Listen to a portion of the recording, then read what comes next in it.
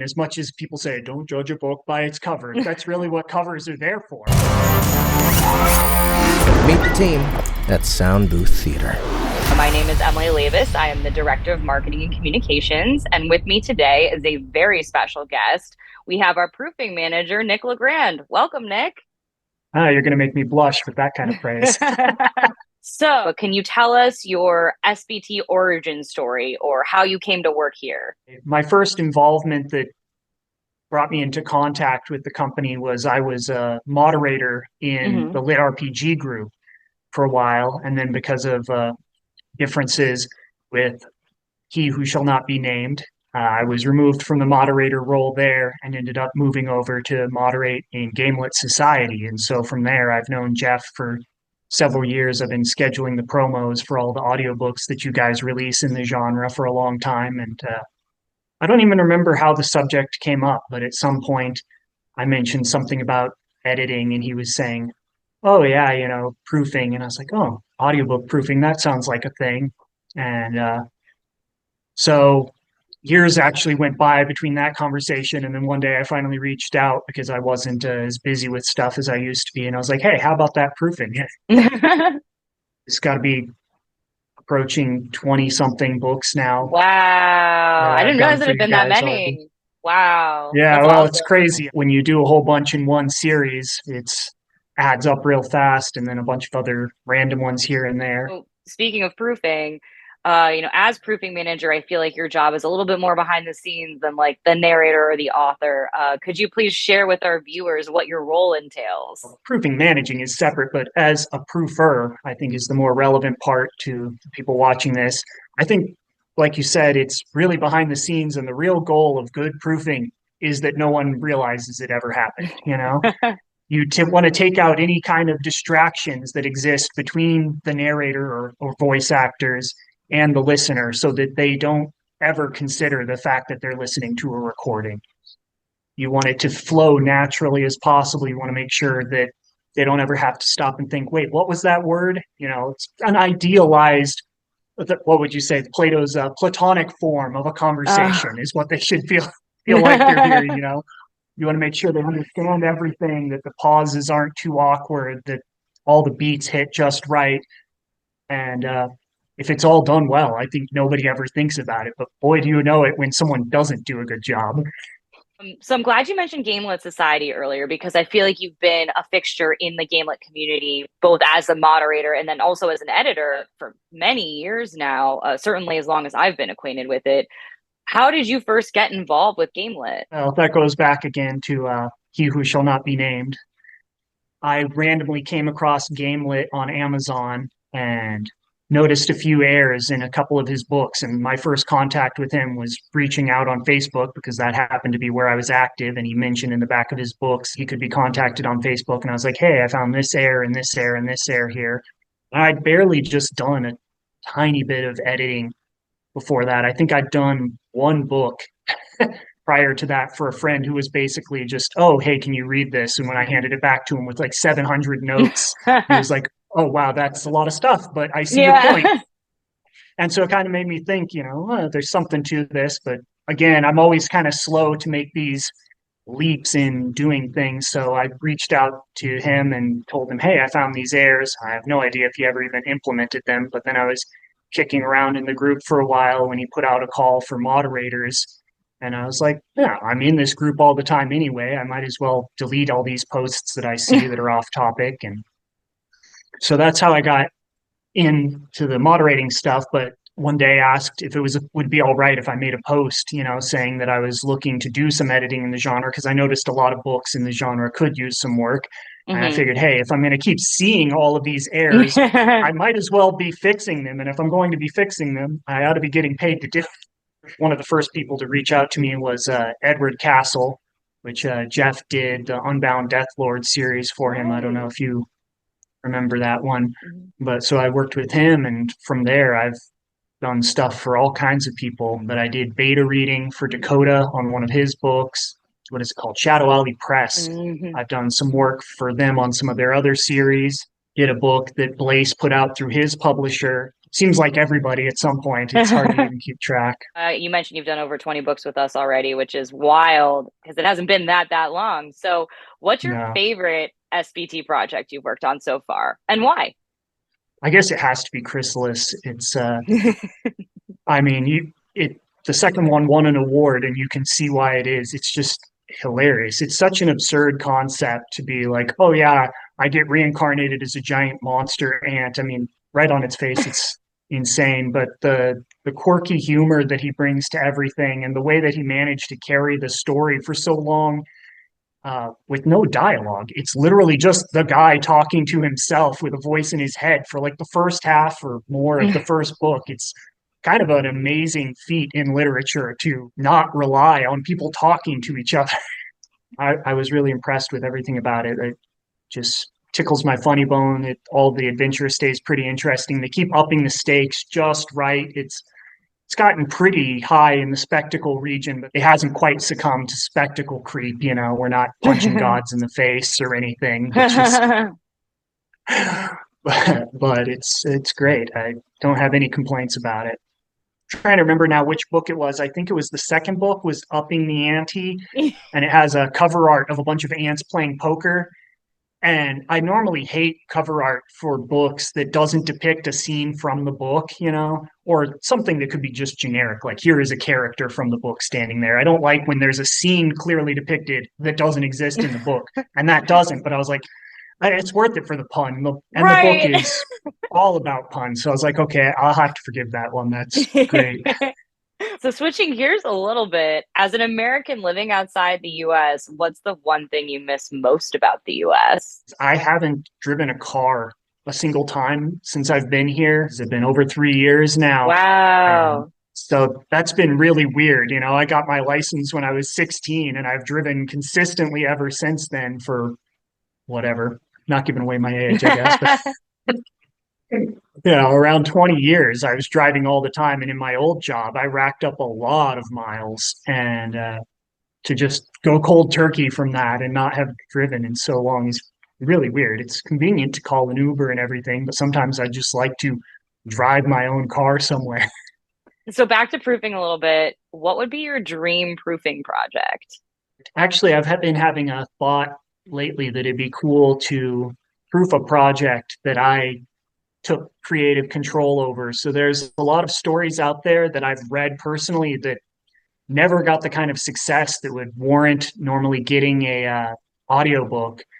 But I've been wondering a lot if there was some way that I can arrange, even if that meant having to foot the bill myself for some of these stories that I love and that I think have so much potential to be produced.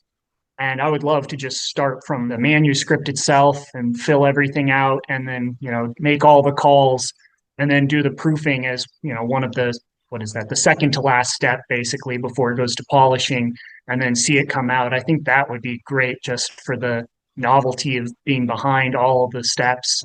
I have kind of a story in mind, but I don't have any idea if it'll ever happen. That'd be cool, though. Definitely worth pitching to Jeff. Jeffrey, if you're Yeah. watching, you better watch these. We're all working hard on this. That's really cool. And I think too, it would be such a great way to get a spotlight shown on some of those, like you were saying, lesser known stories. Because a lot of it's promotion, but so Yeah. much of it is luck too, and then reaching the right people at the right time. That'd be cool. Yeah, and there's a lot of stuff that I think is pretty great that basically falls through the crack for as simple a reason as it just didn't have an appealing cover. And nowadays, that's a really big deal. In the past, you could kind of get away with having bad covers because people started to get into the genre game lit, and there was so little of it. They kept coming back and begging for recommendations, and eventually you'd get to the ones even with bad covers. You might say, "Well, it has a bad cover, but what else is there left?" Now that's not an issue. Now in GameLit Society, I can't remember the exact number, but I think it was like 687 promotions that I scheduled just in GameLit Society last year. And Wow. that's including both ebook and audio. But so even if you divide that in half, that's still one release per day, more or less. So most people are never going to read everything that's releasing.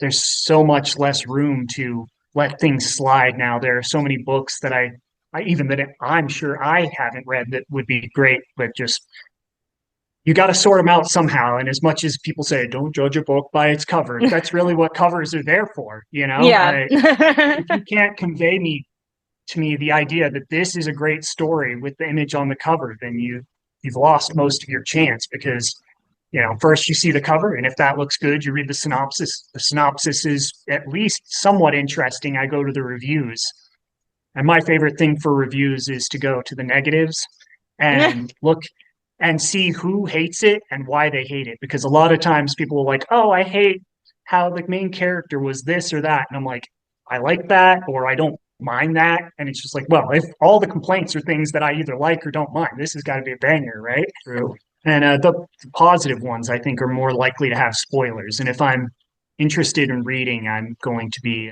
trying to avoid spoilers as much as possible. Totally.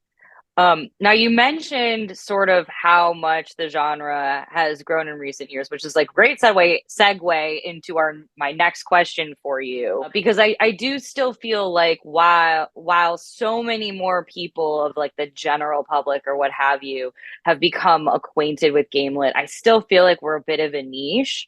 So I was wondering if you would want to take this opportunity to tell sort of the general public, like, what's the one thing that you wish everyone knew about Gamelit? Probably the biggest thing that I wish normies who haven't been introduced to the genre knew is that these are great stories that you don't have to be a gamer to appreciate. I would almost point to my mom even likes Gamelit, but she actually likes to play games. So that's not a very fair comparison. But I mean, there are such awesome stories in this genre that can hit all of the notes that any kind of high fantasy or any kind of a fan of fiction might be interested in. If you're only into historical fiction, it's probably not going to do it for you, I think. But as long as you're willing to accept some level of magic and strangeness into your life, you can find something that'll hit those notes for you. Yeah, there are certain books where if you know the games, you can look at them and go, wow, this was so obviously inspired by this game that it almost borders on being like that. Like the Perimeter Defense series is very, very obviously EVE Online. It takes place in that world, but he doesn't call it that. It's some rich elite game that came up with that just happens to have all the same mechanics. And one of the OGs of the genre, Alter World, that was very obviously inspired by a combination of EverQuest and World of Warcraft, and it really shows through. But I think as time has gone on, people have moved ever more away from that until now people aren't afraid to make things completely their own or even implement like Harmon Cooper's stuff. He implements Gamelit aspects into stories that are meant to take place like in our world, essentially. And he does so much research too on everything, Harmon. Yeah. It's always funny when he mentions being in a certain location when it's set in the real world, and you're like, I can guarantee you that if I had enough time, I could find this location on Google Maps. He scouts his locations. It's really cool. Daniel Shinifin did that too. Apocalypse Gates. The main character is always driving around the US, and he drove all the routes that he mentions in the book. So when he says that past this turnoff, they came to a rest stop that was located there. In reality, there's a rest stop there. It's there. How do you think the genre will evolve over the next 5 to 10 years and beyond? I think it's going to continue, just as everything does, to become a little more difficult for people to get their foot in the door, which will inevitably lead to a little bit of stagnation because people that are new to something, while on the one hand, a lot of them try to upset the apple cart a little too much, they think that they can come in and break every convention and completely ignore everything, and they know better than everyone, the fans included. For the ones that at least respect the basis of it, they're the ones that always bring in the fresh takes and the novel approaches. And I think as it becomes more difficult for people to find success, that's going to slow down, and things may, or I think almost inevitably will stagnate somewhat, whereas the people who are already at the top will continue to see growth as more and more people trickle into the genre, and these people remain at the top of everyone's must-read lists. Mm. So, It, it reminds me of like, like like you have to know the rules before you can break them. yeah, what is that expression? Learn the rules like a scientist so you can break them like an artist. I think it is. I think that's it. Yeah, I love that. So if you could talk to 5 years ago, Nick, what is the one piece of advice you would give him and why? That I should have worked more on writing my own story. I started actually before I began proofing for you guys. I started writing my own book when I came here to Brazil, but a confluence of things, not the least of which being the global event, caused that to be kind of shelved.